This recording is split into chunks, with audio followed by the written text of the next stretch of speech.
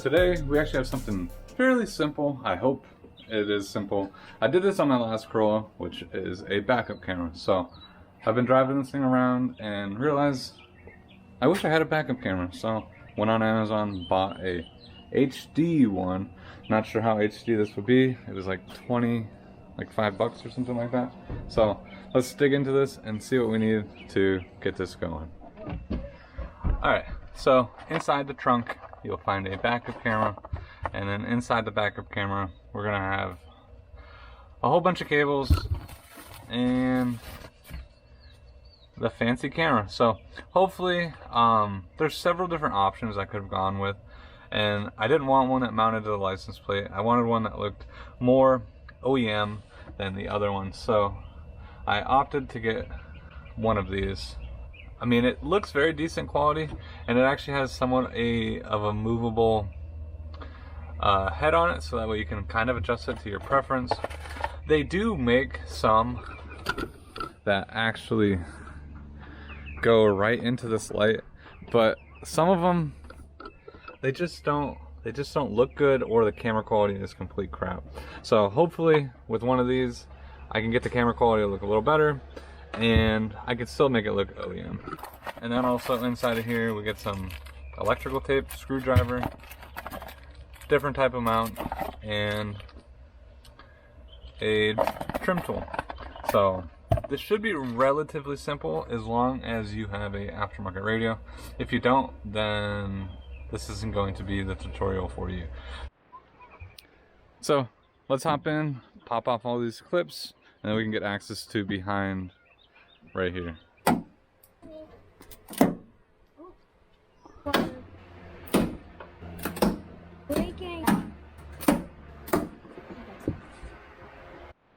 Alright, so once you pop off like the 8 clips that are on here, you can finally take that carpet piece off. And so pretty much where these lights are, there's your lock mechanism. And then there's a few other 10mm that we're going to want to take out.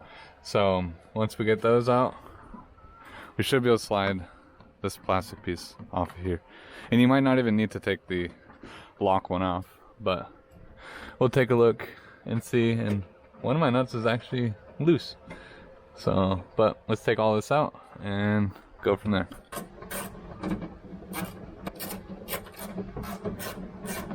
Alright, so once I got all those screws loosened up, I was able to take this off.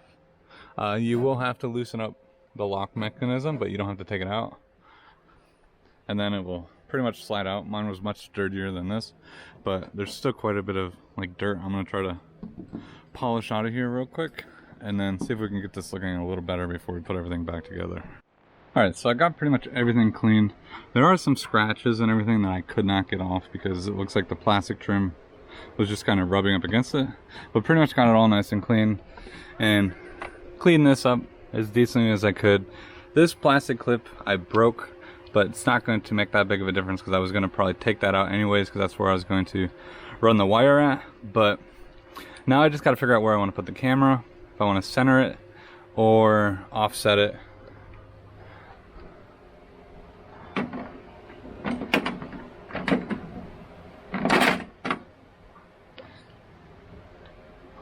Because I mean, there's perfect room right here, but then there's also some over there.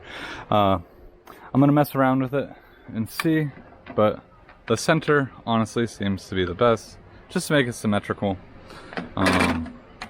And there's plenty of room on this piece where I can drill the hole and mount it, and I think it'll also be somewhat flush. So, but let me mess around with it and see what I end up doing. But anyways, you'll most likely just have to drill a hole as big as the screw, so that way you can get the screw in there and bolt it in.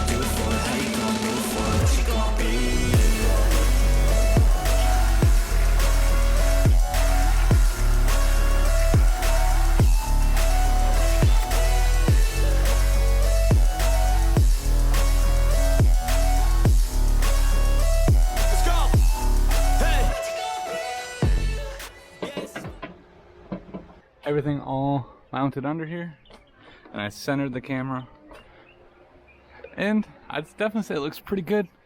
It does kind of stick out a little bit compared to like what a normal stock camera would look like, because usually the stock cameras would be flush with one of these mounts, but it honestly fit pretty good. So now that we got this in here, now we got to figure out the rest of the wiring, which we're going to tap into the reverse light. All right, so before I do any wiring like permanently, I always try to like dry fit things and test fit things. So right now I'm in reverse, and I just ran the reverse line just outside the car just to bring it in here. Then I tore my radio apart. So if you guys aren't familiar with Corollas, if you have one of these radios, you can kind of rip it off without taking the entire center out, which would require you to pull the bottom panels out, which there's two of them, left and right, and then you'll have the top panels that go here. These are a little finicky, and these are the ones that are prone to break very easily. I have aftermarket ones which seem to hold up fine, and you pull those out, and then this is in there, and then there's just 4 clips that you pull out on that. So, and then depending on what yours is, if you have a newer one, you might have the clock on here, but there's just the hazard button switch that you got to disconnect. And then if you have, hopefully you have an aftermarket radio, and then 90% of them just clip into here. Some of them might bolt in depending on the arrangement you have. But now that I have everything all hooked up, I have a harness that had the camera in, and then there's a trigger wire just for reverse. So, which is labeled right here by reverse. So, and then this is the trigger wire that came with it. Hopefully you guys can see the screen. So now I'm in reverse. If I tap this, it should bring up the backup camera, which it is. If I trigger it on, you should see the backup camera come on. Not sure if the lighting is good or not in here, but it is switching over. So let me show you how I'm gonna wire this up. So as you see, it's all kind of wired up in here based on the harness that is supplied with the iDoing radio. And we come back here. So I got the camera plug that goes to the back of the camera. And then that has a power adapter which goes here, which then will have a positive, negative. So I just undid the reverse lamp, positive, negative, and then on the camera wire, there will also be that trigger wire which connects to the positive of the one on here as well. So we're just going to take this back, splice into this, and then we'll find a way to run all this wiring inside the car.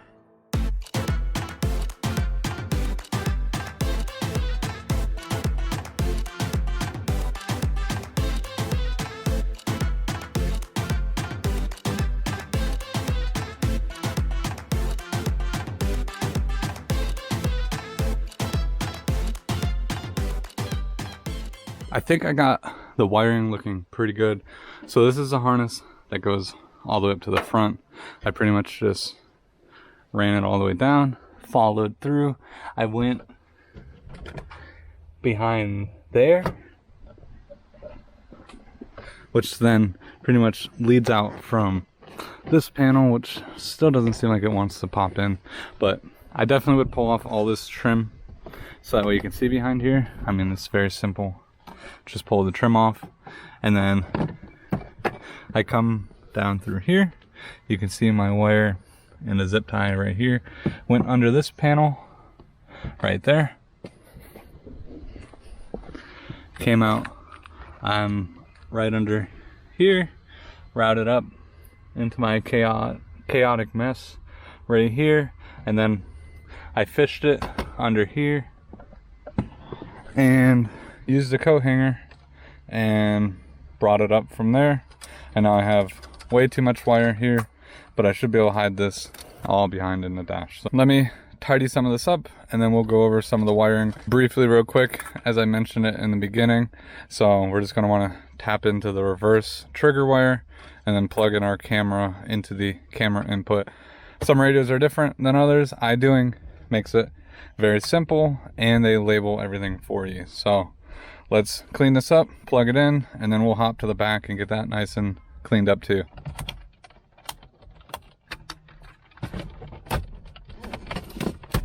Alright, so all the wiring should be good in the back of the radio, I hope. Otherwise I got to take all this out. I just ended up finding I had a bunch of excess connectors that I had one that matched the one behind iDoing's. But if you don't, obviously you can either solder it, crimp it, however you want. But this is a plug-on-plug type of connector. So I just used one of these. So let's go to the back and get that all finished. I think I got everything all wired up. And I tried to use this fancy tool that I got for some other personal stuff that I was doing, and I think it turned out good. So you probably have seen these connectors.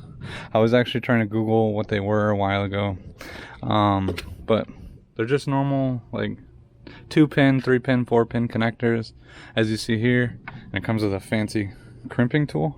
I bought it from Amazon for like 25 bucks. So what I ended up doing, and this is all unplug and plug, so I can unplug this if I need to. So the way I wired this in is I took my reverse light, which is right here. So you got positive, negative going to that. I spliced all the positives into the positive. So there's 3 wires, one that came from the camera, one that came from the trigger wire, and then the positive that came from the reverse light. So that plugs in, and then you have the plug that plugs in to the existing, will plug right in, and then you got your video connector right here. So let's go double check and make sure this works.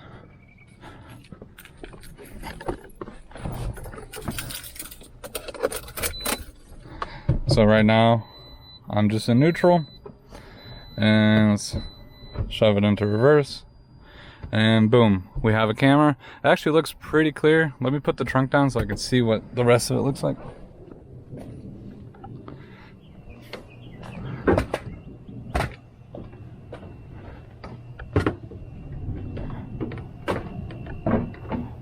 And then the reverse lights are also working. And that looks pretty good. It does look like it's aimed kind of low.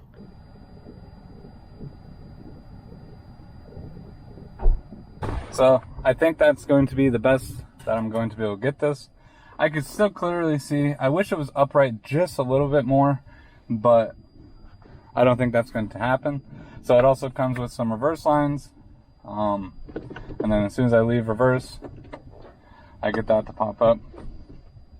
So that's perfect. So let's button everything up on the interior and exterior. Alright, so I just got the whole trunk all situated, and it also just started raining, so I want to hurry up and wrap this up. But all the clips are in here, all the wiring, I mean, you wouldn't even notice it was there. So, and then the camera, perfect. So let me just double check, make sure everything's working good, and then let's try it out.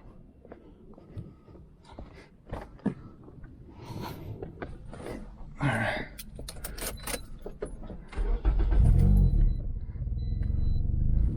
Let's just go into reverse. Perfect. I will have to try to see if I can adjust that camera anymore, but I mean, for now, at least I can see behind me as I'm backing up.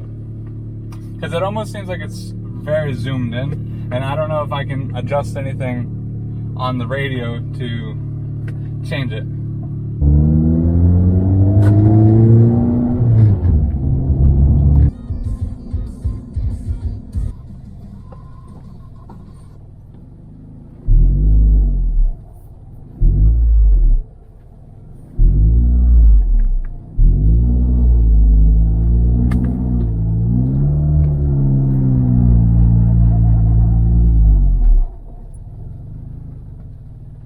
Alright, so this camera is pointed like super far down.